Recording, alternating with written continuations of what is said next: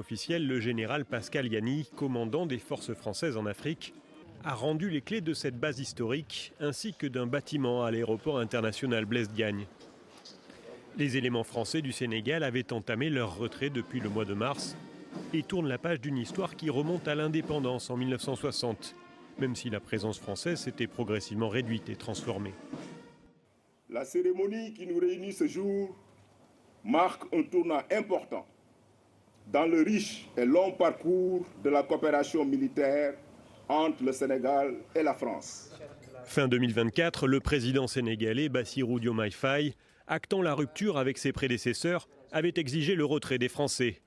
L'indépendance du Sénégal ne pouvant s'accommoder selon lui d'une présence militaire étrangère.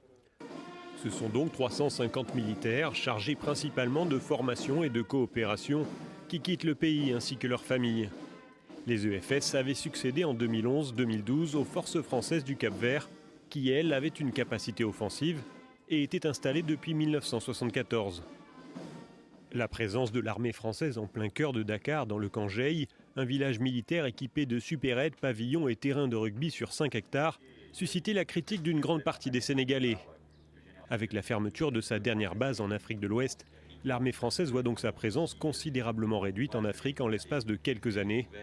Sa dernière base située à Djibouti, à l'est de l'Afrique, réunit encore 1500 militaires.